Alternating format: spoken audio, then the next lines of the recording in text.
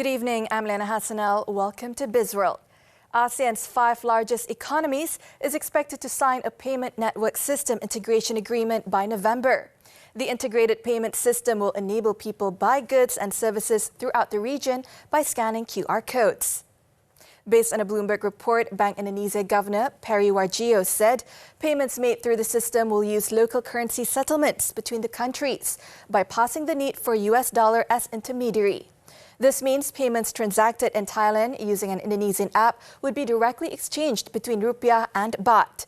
Currently, Malaysia, Indonesia and Thailand are connected, while Singapore is linked to Thailand and is seeking to add more countries.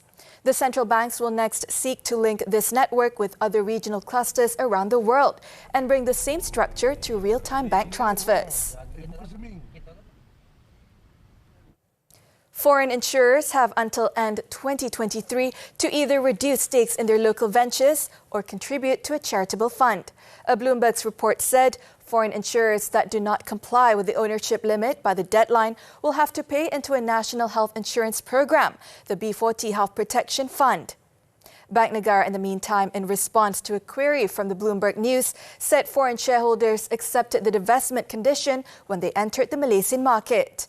The central bank, it said, will continue to engage closely with foreign shareholders on their divestment plans. AIA Group, Prudential, Tokyo Marine Holdings and Zurich Insurance Group are among the international insurers with ventures in the country. Singapore's Great Eastern Holdings is the only foreign insurer to have publicly announced a contribution, pledging 2 billion ringgit to the B40 fund in 2019. Foreign fund outflows continued on Bursa, Malaysia for the 6th consecutive week last week, albeit at a much moderate rate with only 28 million ringgit trickling out. MIDF research noted that this was due to a shortened trading week following Hari Raya Idul Adha holiday on Monday. Comparatively, it was a net outflow of 120 million ringgit from the previous week. The top 3 sectors which saw net outflows by foreign investors were industrial products and services, technology and plantation. Local institutions, meanwhile, turned net sellers again at a rate of 25 million ringgit after net buying for a brief 2 weeks, while local retailers maintained their net buying spree for the 6th week running with a net buying of 53 million ringgit. Ecoscience International Berhad debuted on Bursa Malaysia's ACE market, opening at 29 cent, down 1 cent from its initial public offering IPO price of 30 cent. Its executive director, Pan Kum Wan, said the Johor-based palm oil milling services provider company raised a total of 24.7 million ringgit from the IPO. Fluctuation in share price is beyond our control. And unfortunately, there are some macroeconomic uncertainties and headwinds affecting investor confidence in the short term. On our end, we are here for the long term and will work hard to deliver the growth prospects that we have communicated in our prospectus. The company is allocating 5 million ringgit for its business expansion in Indonesia and 1 million ringgit for the expansion of its environmental and energy efficiency business.